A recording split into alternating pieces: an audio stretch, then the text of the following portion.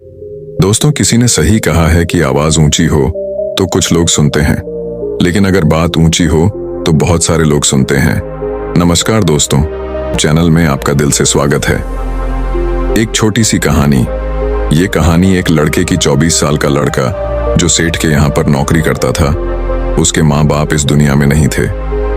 जिंदगी बड़ी परेशानी में चल रही थी। वो जाता था, रोजाना पैसे कमा करके घर आता था, खाना बनाता था, खाता था, सो जाता था।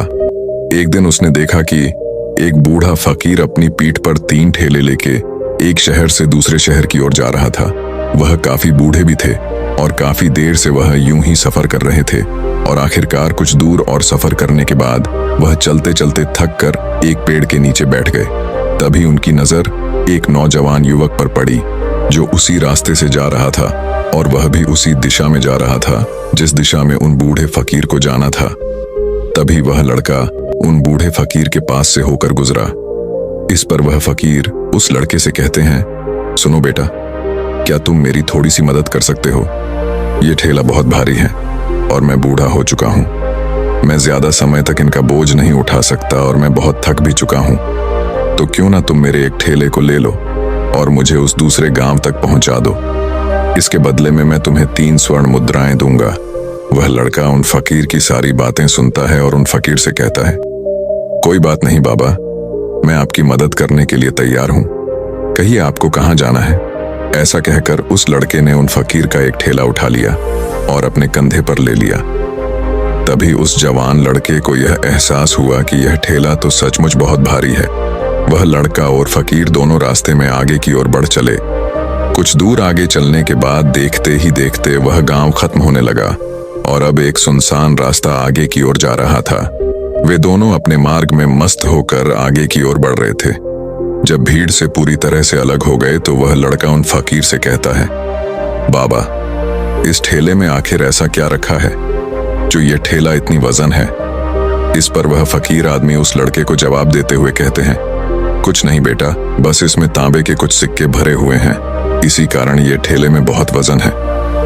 उन फकीर की यह बात सुनकर वह लड़का मन ही मन सोचने लगा, लगता है ये बाबा जरूर कोई व्यापारी है, तभी तो इतने सारे तांबे के सिक्के लेकर चल रहे हैं।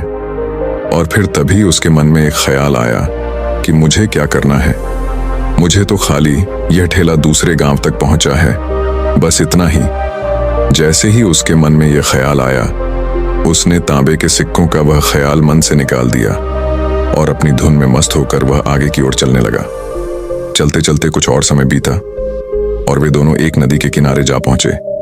वह लड़का हट्टा कट्टा था और काफी चुस्त और तंदुरुस्त भी था, इसलिए वह बिना सोचे समझे उस नदी में उतर जाता है, किंतु वह फकीर अब भी किनारे पर ही खड़े थे। इस पर वह लड़का उन फकीर से कहता है, क्या हुआ बाबा, चलिए आइए, हमें यह नदी पार करनी होगी, तभी तो हम उस गांव तक पहुंच पाएंगे। इस पर वह फकीर उस लड़के से कहते हैं, मैं जानता हूं बेटा कि हमें यह नदी पार करनी ही होगी, लेकिन जैसा कि तुम जानते हो मैं अब बूढ़ा हो चुका हूं और 2-2 ठेले लेकर मैं यह नदी पार नहीं कर सकता। कहीं मेरा पांव फिसल गया तो क्या होगा? क्या तुम मेरी एक और गठरी ले सकते हो? मैं तुम्हें इसके बदले भी 3 स्वर्ण मुद्राएं दूंगा। इस पर वह लड़का मुस्कुराते हुए उन फकीर से कहता है, बाबा, आप मुझे शर्मिंदा कर रहे हैं। यदि आप मुझे स्वर्ण मुद्राएं ना भी दें तो भी मैं आपका कार्य अवश्य करूंगा। मैं आपको उस दूसरे गांव तक जरूर पहुंचाऊंगा। इस पर वो फकीर मुस्कुराते हुए उस लड़के से कहते हैं, बेटा, तुम तो बड़े ही भले इंसान लगते हो। इतना कहकर उन्होंने वह दूसरी गठरी भी उस लड़के को थमा दी। उस लड़के ने जब वह दूसरी गठरी अपने कंधे पर रखी तो वह गठरी भी उसे बहुत ज्यादा भारी लगी, लेकिन उसने वहां पर कुछ नहीं कहा। जैसे तैसे उन दोनों ने नदी पार की। नदी पार करने के बाद बातों बातों में ही उस लड़के ने उन फकीर से कहा, बाबा, आखिर इस दूसरी गठरी में क्या है? ये गठरी भी बहुत वजन है। इस पर वह फकीर उस लड़के को जवाब देते हुए कहते हैं, बेटा, इसमें चांदी के सिक्के हैं, इसी कारण यह गठरी भी बहुत वजन है।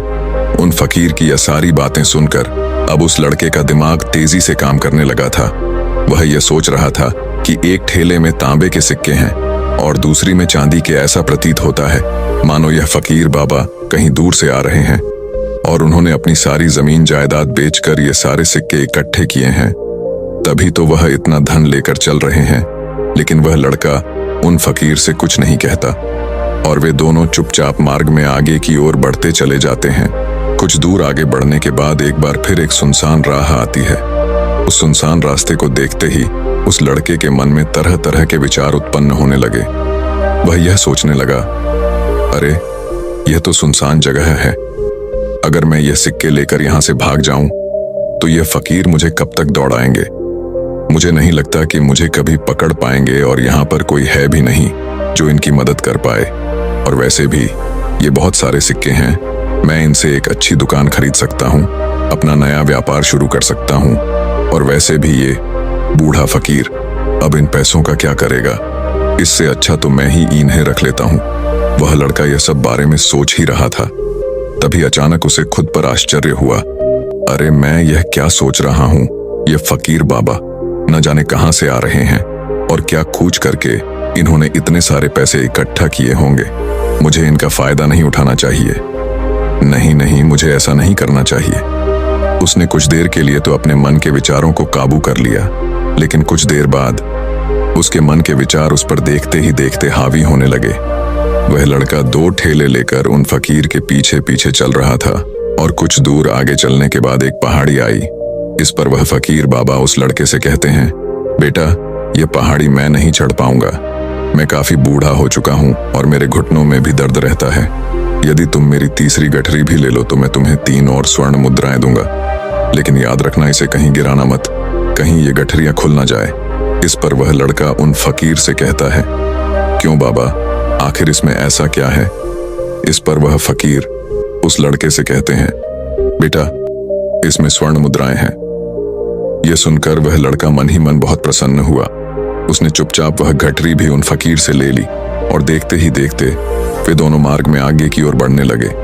अब वह फकीर बिना कोई वजन लिए हुए आराम से पहाड़ की चढ़ाई पर चढ़ रहे थे, किंतु वह नौजवान लड़का जो पीछे था वह वजन के कारण बहुत धीरे धीरे चल पा रहा था। लेकिन जब से उसने सोने का नाम सुना था उसका मन तो छलांग मार रहा था।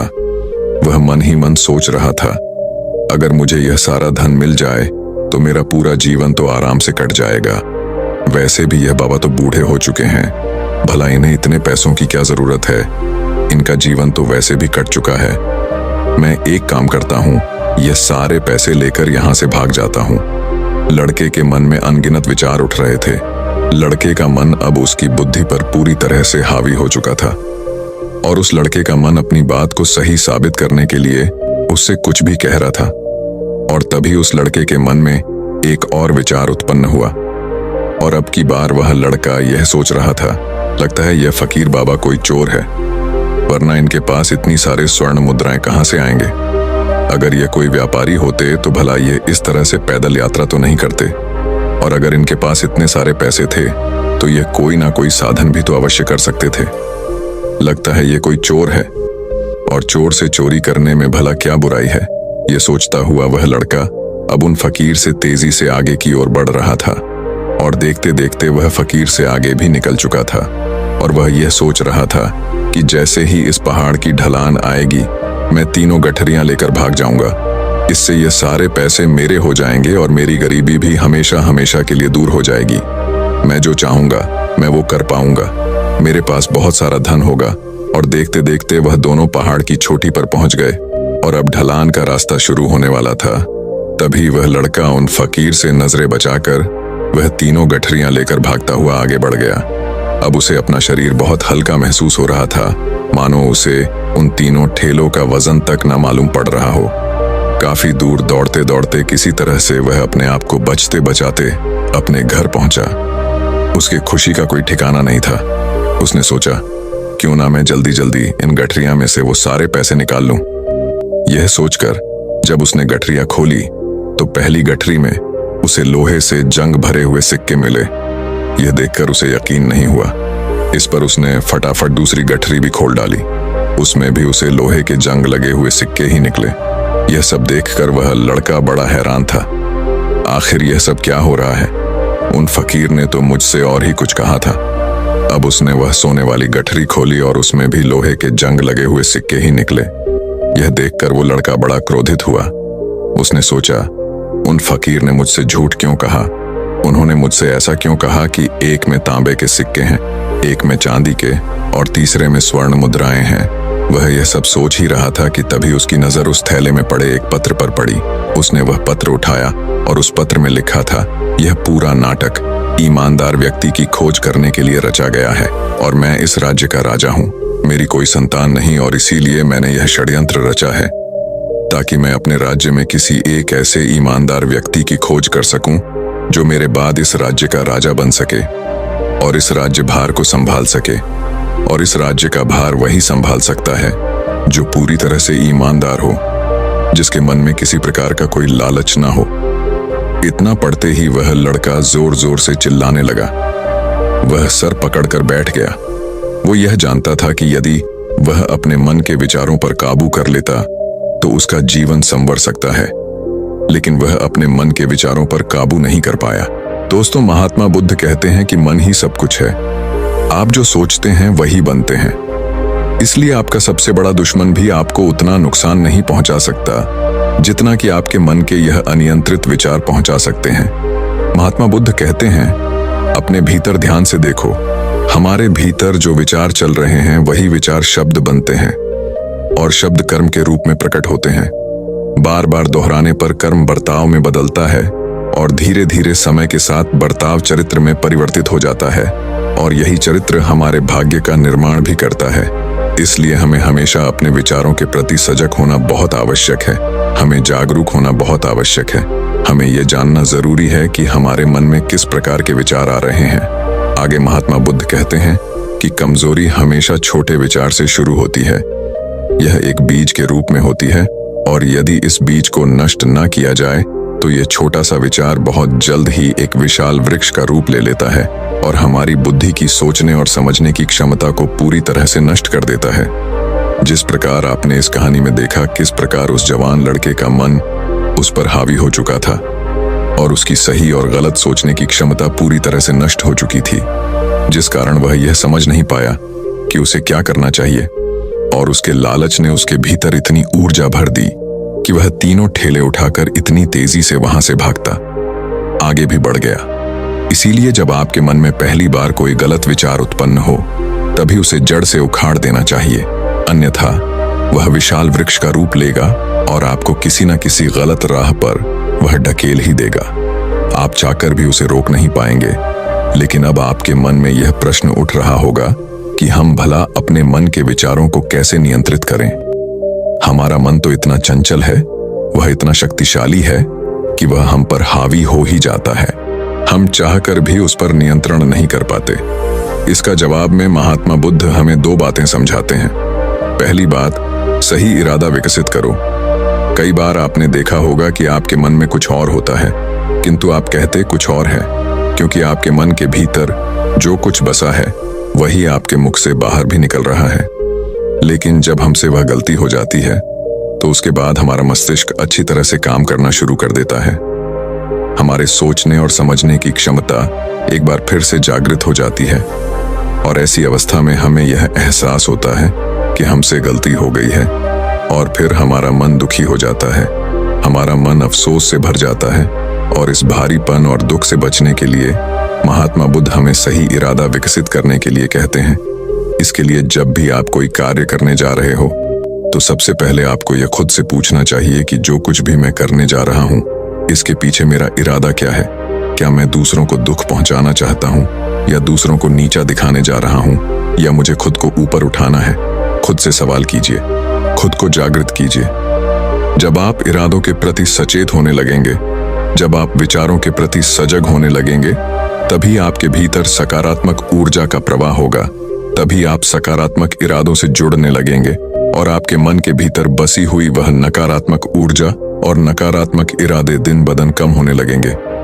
परंतु याद रहे, आपको यह हर रोज करना होगा और आपको यह हमेशा ध्यान रखना होगा कि आपको केवल अच्छा सोचना है। आपके इरादे हमेशा अच्छे होने चाहिए, तभी आप दुख और तकलीफों से बच सकते हैं। अन्यथा आप इसी तरह से दुख और तकलीफों में घिरे ही रहेंगे और आप कभी इससे निकल नहीं पाएंगे। दूसरी बात, मन के प्रति सजगता विकसित करो। जिससे आपका मन देखते देखते शांत होगा और आपके मन के भीतर बसी हुई वह नकारात्मक ऊर्जा, नकारात्मक विचार खत्म होने लगेंगे और आप शांति की ओर आगे बढ़ेंगे।